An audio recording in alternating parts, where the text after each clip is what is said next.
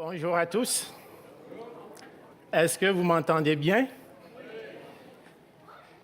Ce matin, avant l'exposé de ce matin, comme vous le savez, une fois par mois, on prend le temps de faire un retour sur le nouveau catéchisme pour la cité. Et on est déjà rendu, ça va vite, on a 52 questions, avec des simples questions, avec de courtes réponses et un commentaire de l'ensemble de la réponse qui a été donnée. Et la question 14, qui est la question de cette semaine, est la suivante. Dieu nous a-t-il créés incapables d'obéir à sa loi? Est-ce que Dieu nous a créés incapables d'obéir à sa loi? Voici la réponse courte qui nous est proposée. Non. Mais à cause de la désobéissance de nos premiers parents, Adam et Ève, la création tout entière a été entraînée dans la chute. Nous sommes tous nés dans le péché et la culpabilité, corrompus par nature et incapables d'obéir à la loi de Dieu.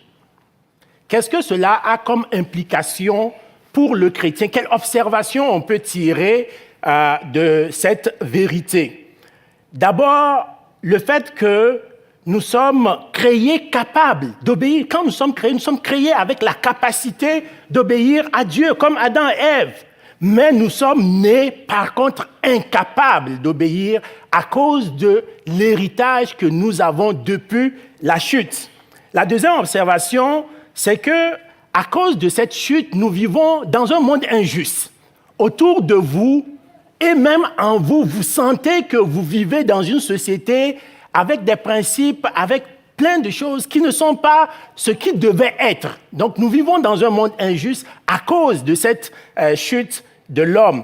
Et une troisième observation, c'est que bien que nous ayons fait vraiment des progrès dans tous les domaines, dans le domaine scientifique, dans le domaine médical, dans tous les domaines, l'homme a fait des progrès depuis des années. Mais un domaine dans lequel vraiment nous sommes sur la pente glissante, c'est dans le domaine moral. Sur le plan moral, on a l'impression plutôt que depuis les années, la société est en train de reculer. Et une quatrième observation, une dernière observation qu'on peut faire, c'est que cette nature pécheresse, néanmoins, nous dispose à recevoir la grâce de Dieu. C'est parce que nous nous reconnaissons pécheurs que nous sommes prêts à accueillir l'appel de Dieu et la grâce de Dieu. Si nous n'étions pas pécheurs, nous n'aurions pas besoin de la grâce de Dieu. Et mieux encore, non seulement nous sommes prêts à accueillir la grâce de Dieu, mais mieux encore, nous sommes prêts à pouvoir partager cette grâce avec d'autres personnes. Parce que nous savons que d'autres personnes sont faites de la même nature que nous. Ils sont faits donc chair et sang, et que cette nature charnelle, cette nature pécheresse reste encore attachée à nous. Et donc, en ce moment, nous pouvons être capables aussi de manifester de la grâce les uns envers les autres, sachant que toutes ces personnes qui nous entourent, nos frères et nos sœurs qui nous entourent, sont de la même nature que nous. Je vous invite, donc cette semaine, vous allez recevoir un courriel avec une petite vidéo que le pasteur Yannick a faite, donc qui revient, qui explique encore ces différents aspects. Donc, je nous encourage à continuer notre bon engagement en continuant à regarder ensemble ces questions et à trouver les vérités bibliques attachées à ces questions. Donc, c'était juste un petit rappel, donc comme on le fait une fois par mois, donc sur le nouveau catéchisme pour la cité. Ce matin, dès la semaine dernière, nous sommes au deuxième dimanche de l'année 2019 et nous sommes dans cette série Résolution. Et la semaine dernière, le pasteur Miguel nous a présenté une version inédite de la parole de Dieu du psaume 119, où nous avons pu découvrir encore une facette de la parole de Dieu. Et c'était une version vraiment intéressante que Miguel nous a partagée. Et au-delà de la version qui était très intéressante, c'est le contenu même du texte qui était intéressant. Parce que dans ce texte, qui est le psaume 119, on voit toute la beauté de la parole de Dieu, toutes les richesses de la parole de Dieu. On voit cette affection, cet amour de David pour la parole de Dieu. Et ce matin, nous allons poursuivre un peu sur cette thématique. Donc, nous avons parlé de la parole de Dieu. Ce matin, nous allons parler de la prière. C'est quoi la prière? Qu'est-ce que la prière? Comment la prière peut être pour chacun d'entre nous ce matin une résolution pour 2019? Comment est-ce que la prière peut être pour nous un point de départ central pour nous pour 2019? C'est ce que nous allons voir ce matin. Je vais inviter Mélanie à nous faire la lecture des 2 passages bibliques sur lesquels nous nous appuierons ce matin pour l'exposer. Le passage biblique de ce matin est tiré du livre de 1 Roi, chapitre 18, versets 41 à 46, et dans Jacques, chapitre 5, versets 17 et 18. Je vais commencer par 1 Roi, chapitre 18, versets 41 à 46.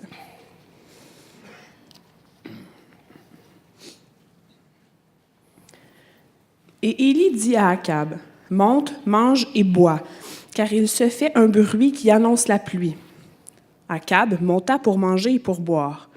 Mais Élie monta au sommet du Carmel, et se penchant contre terre, il mit son visage entre ses genoux et dit à son serviteur, « Monte, regarde du côté de la mer. » Le serviteur monta, il regarda et dit, « Il n'y a rien. » Élie dit 7 fois, « Retourne. » À la 7e fois, il dit, « Voici un petit nuage qui s'élève de la mer et qui est comme la paume de la main d'un homme. » Élie dit, « Monte et dis à Akab, attelle et descends, afin que la pluie ne t'arrête pas. » En peu d'instants, le ciel s'obscurcit par les nuages, le vent s'établit et il y eut une forte pluie.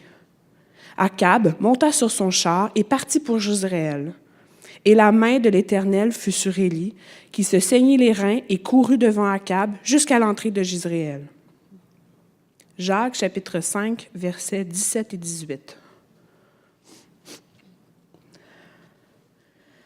Élie était comme un homme de la même nature que nous. Il pria avec instance pour qu'il ne pleuve point, et il ne tomba point de pluie sur la terre pendant 3 ans et 6 jours. Puis il pria de nouveau, et le ciel donna de la pluie, et la terre produisit son fruit.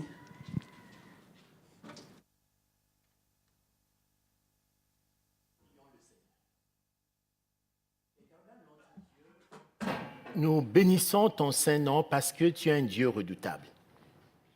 Seigneur, ce matin, nous sommes là pas à cause de ce que nous sommes, mais à cause de ce que toi, tu as été pour nous à la croix. Seigneur, tu es venu et tu as pris notre place alors que nous étions encore errants comme des brebis perdues. Christ est mort pour nous. Merci, Seigneur, pour ta parole qui est la vérité. Merci de nous enseigner, de nous instruire ce matin pour la gloire de ton nom. Seigneur, ce matin, nous ne voulons pas entendre un homme nous parler de quelque nature que ce soit. Nous voulons entendre le Saint-Esprit communiquer sa parole de cœur à cœur, d'esprit à esprit. Seigneur, nous voulons que ton esprit vienne nous enseigner, nous instruire dans ta parole. Seigneur, efface-moi devant ton peuple afin que toi seul sois vu, entendu ce matin. Éternel, non pas à nous, mais à ton nom donne gloire à cause de ta bonté et à cause de ta fidélité. En Jésus-Christ, nous avons prié. Amen.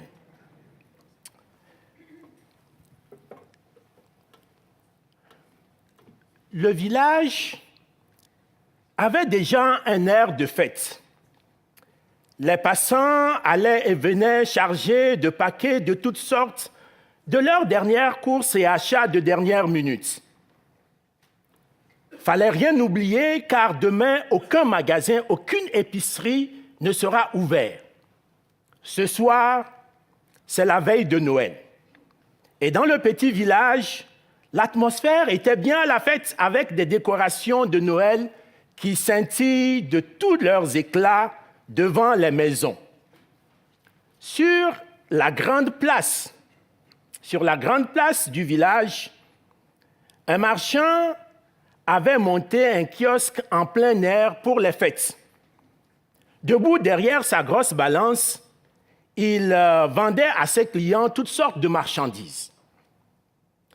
Mais loin là-bas, sur la colline, une vieille maison presque abandonnée et sombre ne semble pas participer à la fête. Entrons, chers frères et sœurs, dans cette vieille maison. On pousse péniblement la porte qui grince et le plancher qui craque sous vos pieds et on avance presque à tâtons dans cette obscurité où seule la flamme d'une pauvre bougie sur une table éclaire à peine. Devant cette table, une femme était assise, tenant sa tête dans ses mains et des larmes coulent silencieusement sur ses joues. Non, Anna n'a plus rien à donner à ses enfants qui, morts de faim, ont fini par s'endormir. Si au moins elle avait une orange ou un biscuit, ça serait quand même Noël pour elle et pour ses enfants. Mais son porte-monnaie était désespérément vide. Et elle n'osait pas mendier. Ses pensées tristement s'envolent. Elle se souvient de sa maman. Sa maman lui a dit un jour qu'il y a un Dieu qui écoute la prière. Non. Anna n'a jamais prié.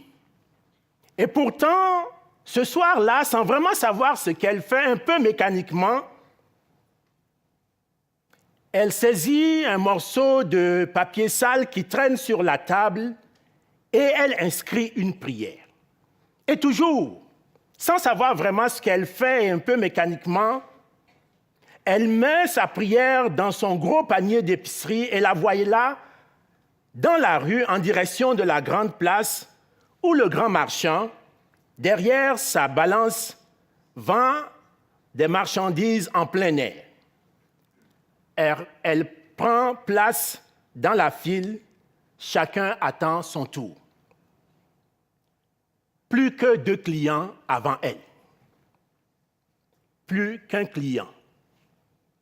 Et la voilà toute tremblante devant le marchand qui la regarde d'un air soupçonneux. Dites, madame, avez-vous de quoi payer, car vous savez que je ne fais pas crédit. Anna rougit et balbutie. Je n'ai rien, rien qu'une prière. Le marchand éclate de rire. Et c'est avec une prière que vous pensez me payer? Le marchand rit et les clients autour rient aussi. Allez, donnez-moi votre prière. On va bien voir ce qu'elle pèse. D'une main tremblante, Anna lui tend le bout de papier sale sur lequel elle a inscrit tout à l'heure toute sa détresse. Le marchand a bien l'intention de s'amuser un peu. Il mit la prière dans un des plateaux de sa balance et dans l'autre, il dépose une feuille de salade. La prière est plus lourde. Le marchand saisit alors 2 clémentines et les pose dans le plateau. Non, la prière est quand même plus lourde. Ah, je ne pensais pas qu'une prière soit si lourde, s'exclame-t-il. Il met avec les clémentines une grosse baguette de pain et quelques biscuits. Non, la prière est quand même plus lourde. Les autres clients se sont approchés pour mieux voir. Le marchand ne rit plus. Et attrapant tout ce qui lui tombe sous la main, des friandises et même des jouets, il les jette dans le plateau plutôt que de les déposer. Non, la prière est quand même plus lourde. De plus en plus gêné, le marchand attrape des choses plus lourdes. Une bûche de Noël, un gros jambon. Il ajoute au plateau déjà bien rempli. Non, la prière est quand même plus lourde. Le marchand ne rit plus du tout. Il remplit le plateau jusqu'à ce que celui-ci déborde. Non, la prière est encore plus lourde. Ne pouvant plus rien ajouter, il verse le contenu du plateau dans le panier d'épicerie d'Anna. Lorsque Anna, remplie de joie et de reconnaissance, s'en est retournée chez elle, le marchand, perplexe, a retourné sa balance. Et il a vu que dans le mécanisme de bascule de la balance est venue se coincer une grosse carotte. Il aurait pu mettre 50 kilos sur son plateau, la balance n'aurait pas bougé. Bien-aimés, c'est quoi l'explication de ce récit? Naturellement, la carotte coincée est une explication. Mais l'autre explication, c'est le psaume 50, le verset 15. « Invoque-moi au jour de la détresse, je t'exaucerai et tu me glorifieras. » Voilà l'autre explication. En s'appuyant sur cette histoire ce matin et sur le passage biblique que Mélanie nous a lu tout à l'heure, voici comment je résumerai l'exposé de ce matin. Prier, c'est d'être partenaire avec Dieu qui est fidèle et puissant pour accomplir les promesses de sa parole en toutes circonstances. C'est quoi prier? Prier, c'est d'accepter de devenir partenaire avec un Dieu fidèle et puissant qui est capable d'accomplir toutes les promesses qui sont dans sa parole, et ceci en toutes circonstances. Prier est d'abord une question d'attitude. Prier, c'est une question d'attitude devant Dieu. Déjà au chapitre 18 de 1 Roi, qu'on nous a lu, on voit que Élie, le prophète Élie, accepte d'être partenaire avec Dieu. Avant de lire les 2 premiers versets de 1 Roi 18, j'aimerais qu'on se replace ensemble dans le contexte de cette histoire. Le roi Akab et sa femme Jézabel s'étaient détournés de la loi de Dieu, de l'Éternel, pour servir d'autres dieux, les Baals. Et la colère de l'Éternel s'est enflammée contre tout le peuple d'Israël, et pendant plus de 3 ans, il n'y a pas eu une seule goutte d'eau qui est tombée en Israël. Une famine sévissait dans tout le pays et la détresse du peuple était très grande. Et c'est dans ce contexte que, dans sa miséricorde, Dieu intervient et Élie va être un partenaire de Dieu dans cette intervention divine. Regardons ensemble les 2 premiers versets de 1 Roi 18. Élie accepte ce partenariat avec Dieu. Bien des jours s'écoulèrent et la parole de l'Éternel fut ainsi adressée à Élie dans la 3e année. Va, présente-toi devant Akab, et je ferai tomber de la pluie sur la face du sol. Et Élie alla pour se présenter devant Akab. La famine était grande à Samarie. Quand on arrive au verset 41, là où la lecture de ce matin a commencé, Élie venait de remporter une grande victoire contre les prophètes de Baal sur le mont Carmel. Et de nouveau, le peuple a accepté de se tourner vers l'Éternel, leur Dieu. Et c'est dans cette attitude, dans cette nouvelle attitude du peuple de Dieu, que l'Éternel, la bénédiction de Dieu, va couler à nouveau. Mais comment est-ce que cette bénédiction va arriver à couler à nouveau? Bien que l'Éternel lui-même ait déclaré qu'il y aura une pluie ce jour-là en Israël, le prophète Élie a accepté de devenir partenaire pour rappeler à Dieu la promesse qu'il a faite quand il lui a parlé. On voit bien au verset 41 et 42, Élie dit à Akab, monte, mange et bois, car il se fait un bruit qui annonce la pluie. Akab monta pour manger et pour boire, mais Élie monta au sommet du Carmel. Remarquez un peu le verset 42, la conjonction de coordination qui est utilisée, le mot « mais », qui met en opposition en fait deux attitudes, l'attitude d'Élie et l'attitude du roi Akab. La Bible nous dit que Élie est monté au sommet du Carmel pour rencontrer Dieu et pour rappeler à Dieu sa promesse de faire venir la pluie ce jour-là en Israël. Par contre, le roi Akab, la Bible nous dit qu'il s'en est allé pour manger et pour boire. Élie montre aussi une attitude de soumission. Regardez le verset 42. Akab monta pour manger et pour boire, mais Élie monta au sommet du Carmel et se penchant face contre terre, il mit son visage entre ses genoux. Il se penche face contre terre. C'est le symbole d'une soumission et d'un abandon absolu à Dieu. Il se penche face contre terre. Bien-aimés, l'attitude, la posture et même le gestuel sont importantes quand on fait une demande. Est-ce que certains ont fait une demande de mariage à leur époux ou à leur épouse? Si vous avez fait une demande de mariage, vous savez que ça ne se fait pas n'importe comment, n'est-ce pas? Vous avez probablement pris une attitude pour convaincre votre dulciné que vous êtes prêt à vous engager dans une relation qui est importante pour vous. Vous avez pris une attitude, votre gestuelle, la manière dont vous êtes présenté, l'attitude, tout cela est important. Nous enseignons à nos enfants à dire « s'il vous plaît » quand ils demandent, n'est-ce pas? Pourquoi leur enseignons-nous à dire « s'il vous plaît » ? Pourquoi votre enfant ne peut pas tout simplement venir se dresser et réclamer ce qui lui est dû, puisque vous le lui avez déjà promis? Bien-aimés, notre attitude est importante. Notre attitude, quand nous venons devant le Seigneur dans la prière, est importante. Sommes-nous des Élie?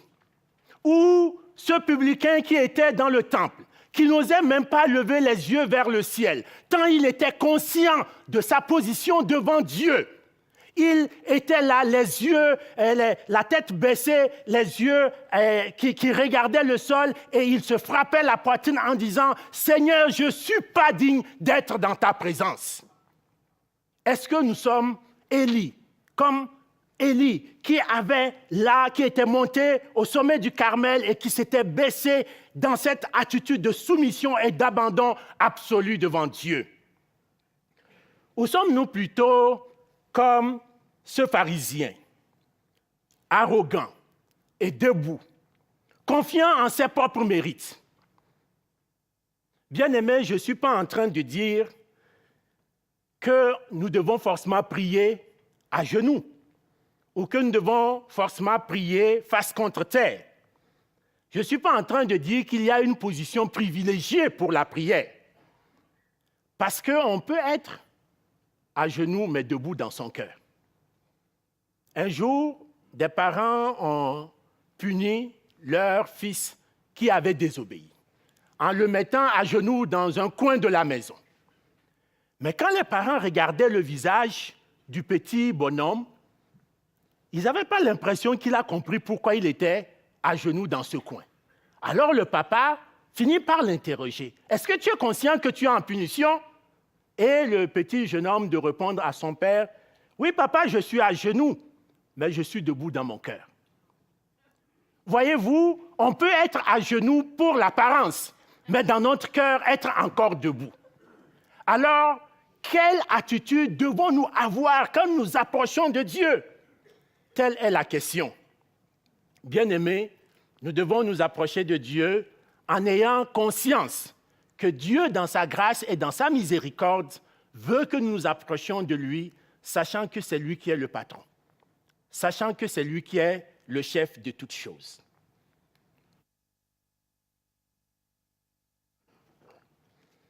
Prier, c'est croire Dieu. C'est croire en sa parole. Prier, c'est croire ce que Dieu dit. il y a une grande différence entre croire Dieu et croire en Dieu. Il y a une très grande différence entre les deux. Croire Dieu et croire en Dieu. Beaucoup de personnes disent qu'ils croient en Dieu. Demandez autour de vous, plusieurs personnes vous diront « je crois en Dieu ». Mais est-ce qu'ils croient vraiment en sa parole? Est-ce qu'ils croient vraiment ce que Dieu dit? La parole de Dieu est suffisante. On nous l'a rappelé la semaine dernière. La parole de Dieu est suffisante. Elle est utile pour toute chose dans notre vie et pour notre salut. Et c'est elle et elle seule qui doit nous guider dans la prière. C'est ce que la Bible nous dit quand nous lisons Romains 10, le verset 17. Ainsi, la foi vient de ce qu'on entend, et ce qu'on entend vient de la parole de Christ. Ainsi, la foi vient de ce qu'on entend, mais ce qu'on entend vient de la parole de Christ. Croire Dieu implique aussi d'être conscient que Dieu est fidèle et qu'il est puissant pour accomplir ce qu'il dit. Un de mes versets préférés dans la parole de Dieu se trouve dans le livre des Hébreux. Hébreux au chapitre 11.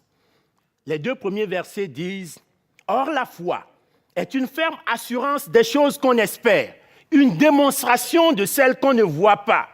Et pour l'avoir possédée, les anciens ont obtenu un témoignage favorable. » Anna, dans mon histoire d'introduction, a expérimenté la fidélité et la puissance de Dieu. Elle s'est souvenue que sa mère lui a parlé d'un Dieu fidèle. Mais mieux que ça, Anna a fait quelque chose de plus. Elle a osé. Elle a osé se mettre dans la file d'attente avec comme seule monnaie d'échange une prière. Que dis-je? Un bout de papier sale. C'était ça la monnaie d'échange d'Anna.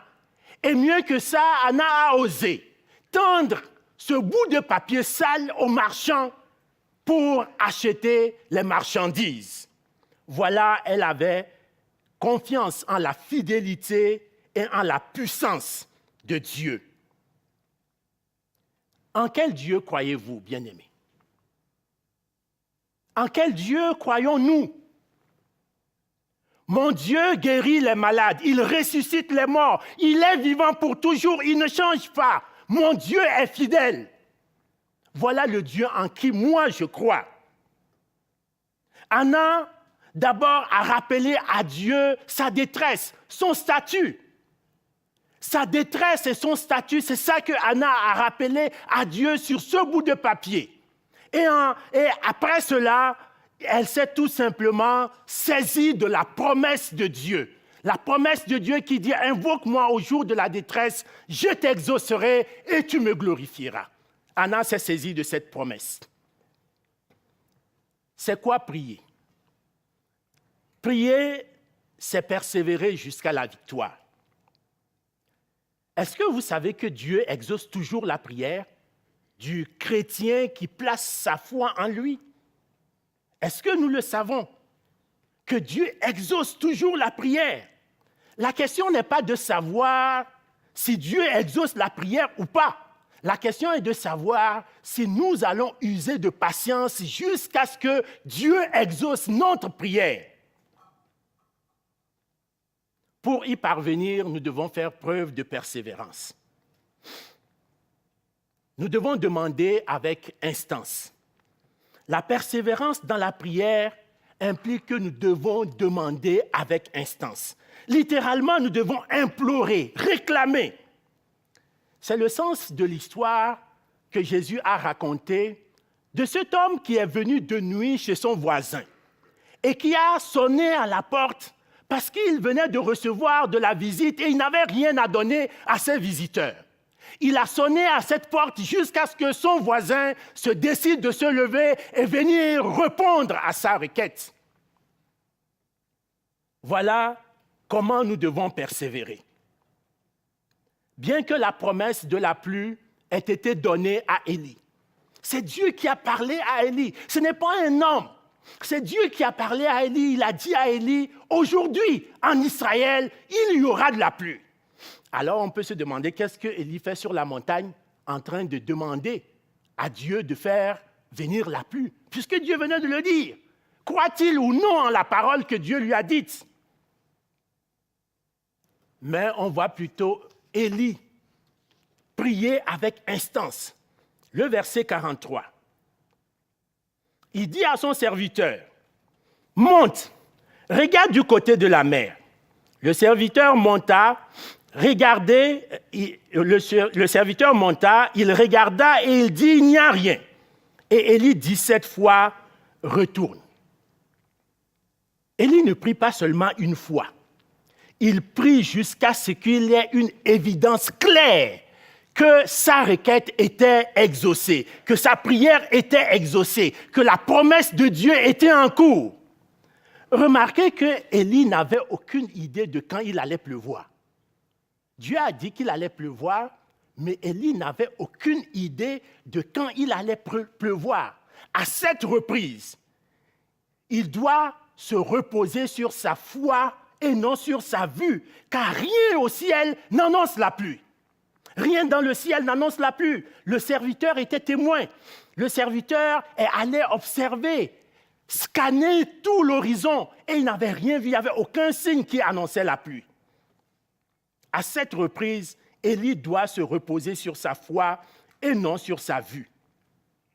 Le serviteur d'Élie n'apportait que de mauvaises nouvelles. Il n'y a rien. Il n'y a rien. C'était la seule mauvaise nouvelle que le serviteur d'Élie lui apportait. Et Élie, au lieu de se décourager, plutôt, au contraire, redoublait d'ardeur.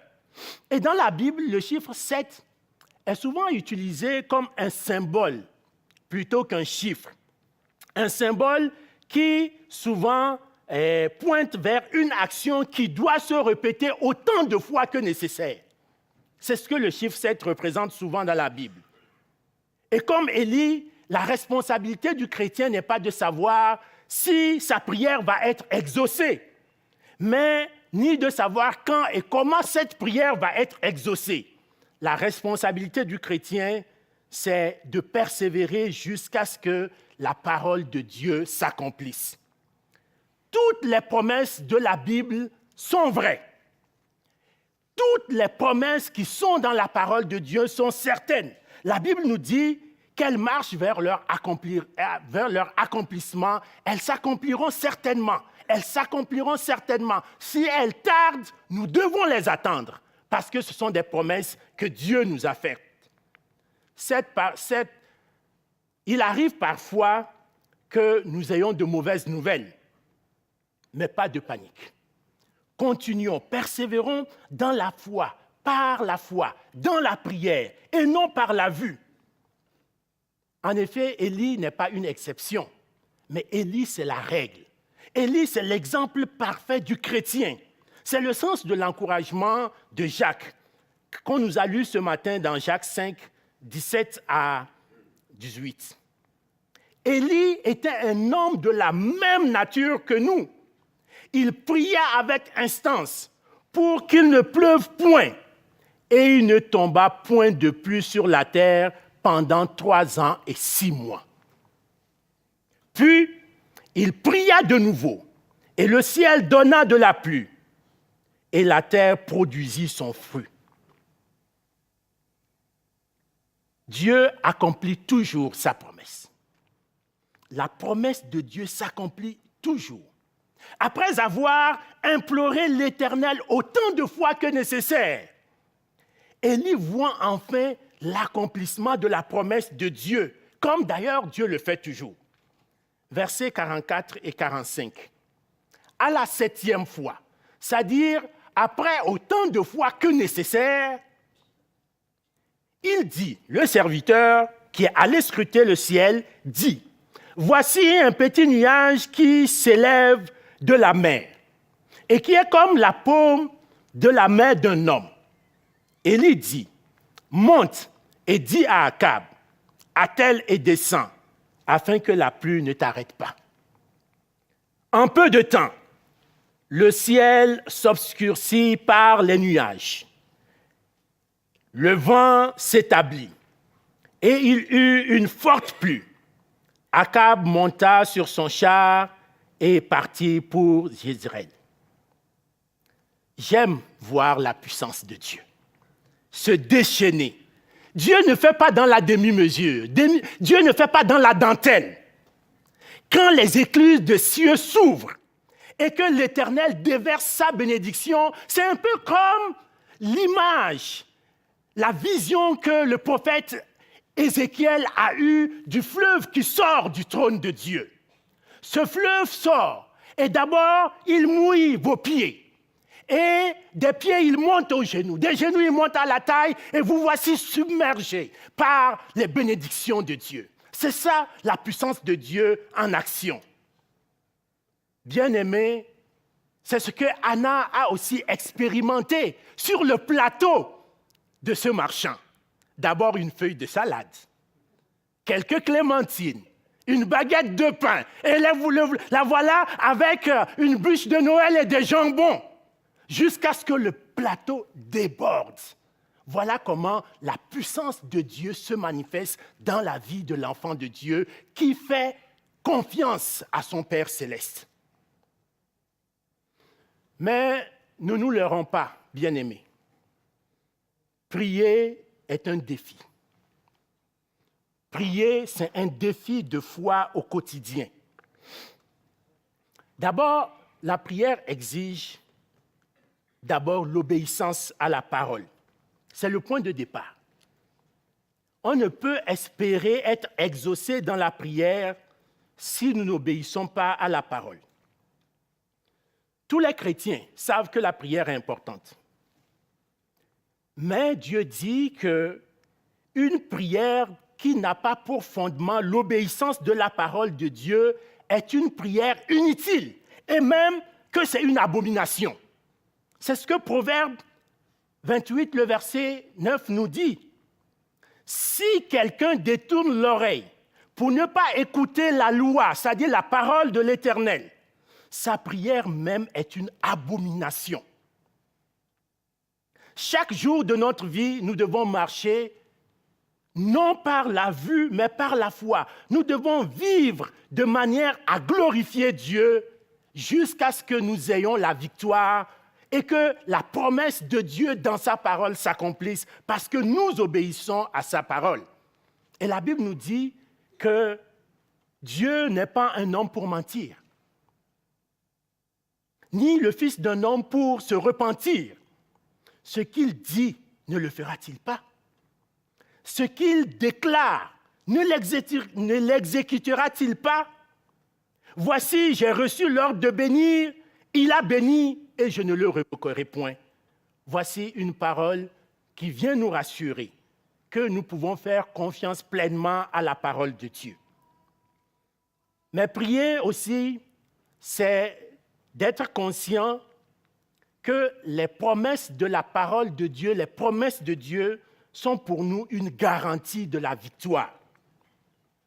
Prier par la foi revient littéralement à prendre au mot Dieu, à prendre à la lettre exactement ce que Dieu dit et à l'appliquer dans notre vie. Probablement que vous me direz ce matin, comment savoir si cette parole s'applique à moi? Oui, c'est un texte de la Bible. C'est une promesse de la parole de Dieu. Mais comment est-ce que je peux être convaincu, certain que ce texte-là, cette parole-là, cette promesse-là en particulier s'applique à moi? Sachez-le bien, chers frères et sœurs bien-aimés, que toute la parole qui est dans la Bible s'applique à vous personnellement. Comment je le sais? Comment je sais que toutes les Écritures, tous les textes, toutes les promesses de la parole de Dieu s'appliquent spécialement à vous? Voici, bien-aimé, la réponse. S'il n'y avait qu'un seul homme sur la terre, si vous étiez la seule personne sur la terre, Dieu aurait néanmoins donné toute la parole telle qu'elle existe aujourd'hui. Êtes-vous d'accord? Est-ce que ça fait du sens? Si vous étiez la seule personne sur la terre, Dieu aurait néanmoins donné toute la parole telle qu'elle existe aujourd'hui. alors toute cette parole s'applique à vous, bien-aimés. Toute la parole s'applique à vous. La parole de Dieu a été donnée et vous pouvez faire confiance en cette parole. Il n'y a pas de circonstance trop spéciale ou particulière. Pour chaque circonstance, chaque événement, pour chaque épreuve de votre vie, Dieu a une promesse dans sa parole qui s'applique à vous. Vous pouvez reposer votre foi dans la prière sur cette parole. Si tu traverses une situation difficile et que pour toi, il ne semble pas avoir d'issue possible, souviens-toi de celui qui a dit « Ne crains rien, car je suis avec toi. Ne promène pas de regard inquiet, car je suis ton Dieu. Je te fortifie, je viens à ton secours, je te soutiens par ma droite triomphante. » C'est ce que Dieu nous dit. Peut-être que ta santé t'inquiète. Tes bilans médicaux sont mitigés. Souviens-toi que le médecin soigne, mais que c'est l'Éternel Jéhovah Rapha qui guérit. C'est lui qui a le droit de vie et de mort sur toute personne. C'est pourquoi Jacques nous rappelle, Jacques 5, le verset 15, « La prière de la foi sauvera le malade et le Seigneur le relèvera. » Mais si dans sa souveraineté, si Dieu dans toute sa souveraineté décide qu'il en sera autrement, alors il te donnera une demeure bien plus meilleure, car la parole de Dieu nous dit « Il essuiera toute larme de leurs yeux, et la mort ne sera plus.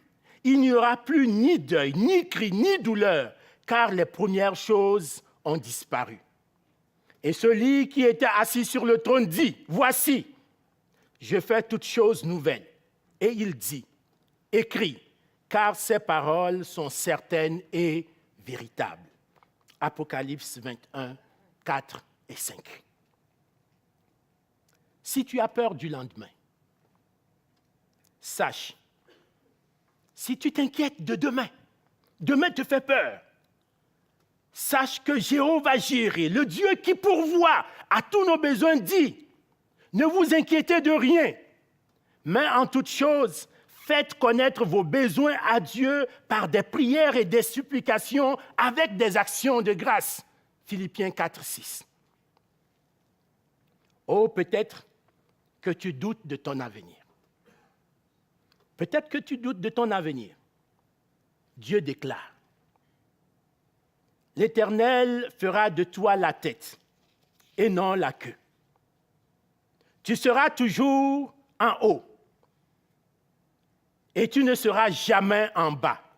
Lorsque tu obéiras aux commandements de l'Éternel ton Dieu que je te prescris aujourd'hui, lorsque tu les observeras et les mettras en pratique. » Deutéronome 28, le verset 13.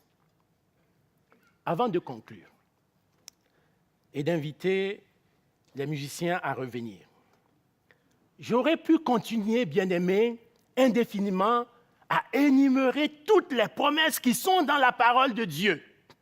Et au bout du compte, je vous aurais lu toute la Bible.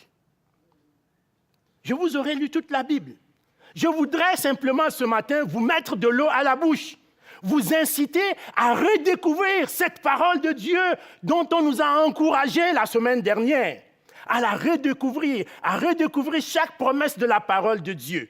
Mais mieux encore, à vous les approprier. Seulement, ce n'est pas seulement la découvrir, mais se les approprier par la foi dans la prière. Pour moi, la prière, c'est comme un chèque en blanc sur lequel vous pouvez inscrire le montant de votre choix, pourvu que cela soit dans la parole. C'est un chèque, vous pouvez inscrire n'importe quel montant. Alors prions les Écritures et prenons en possession toutes les promesses de la parole de Dieu. Vous pouvez choisir de mettre un gros montant ou un petit montant. C'est un chèque en blanc. Donc, vous mettez le chiffre qui vous plaît. Cela sera tout simplement la démonstration de votre foi. Le montant que vous mettrez sera la démonstration de votre foi, parce que la parole de Dieu dit que nous avons un Dieu qui est bon, qui est généreux et qui est riche. Il ne s'agit pas forcément de l'argent, mais de toute bénédiction. Quand j'étais un peu plus jeune, j'aimais bien ce chant qui dit « Toutes les promesses dans la Bible sont à moi. Chaque chapitre, chaque verset, chaque ligne. J'ai la foi en la parole de Dieu. Toutes les promesses dans la Bible sont à moi. » J'aimerais que nous puissions partir cette semaine en disant « Toutes les promesses de la Bible sont à moi. » Toutes les promesses. Bien-aimés, cette année, nous avons l'opportunité de parcourir en entier toute la Bible. Sortez vos crayons. Sortez vos surligneurs, allez sur YouVersion, coloriez, sélectionnez toutes les promesses de la Bible qui sont à vous. Et chaque matin, quand vous sortez, après avoir lu un texte cette semaine, demain matin, faisons un petit exercice demain matin. Demain matin, lisez votre texte, surlignez quelques bonbons de la parole de Dieu. Soulignez-les. Et sortez tout fièrement en marchant comme un grand homme. Parce que vous êtes un grand homme. Non, les femmes ne sont pas exclues. Vous êtes une grande femme. Sortez fièrement en marchant en disant « Toutes les promesses dans la Bible sont à moi. Chaque chapitre, chaque verset, chaque ligne. J'ai la foi en la parole de Dieu. Toutes les promesses dans la Bible sont à moi. » Prions. Seigneur, toutes les promesses, toutes les promesses de la Bible sont à moi. Seigneur, j'aimerais que mes frères et sœurs ici ce matin s'approprient cette parole de vérité, que toutes les promesses dans la Bible sont à nous. Seigneur, tu es venu mourir sur la croix. Tu es venu mourir sur la croix pour nous donner cette parole. Et cette parole, nous voulons, Seigneur, faire de cette parole notre vérité pour 2019. Nous voulons prendre la résolution de considérer toutes les promesses dans la Bible comme étant des promesses que tu nous as faites à nous personnellement. Seigneur, viens te glorifier en 2019 dans la vie de chaque sœur, de chaque frère, de chacun de tes bien-aimés pour lesquels tu es allé à la croix de Golgotha. Merci Seigneur. Toutes les promesses dans la Bible sont à moi. Chaque chapitre, chaque verset, chaque ligne. Je crois en la parole de Dieu. Toutes les promesses dans la Bible sont à moi. Amen.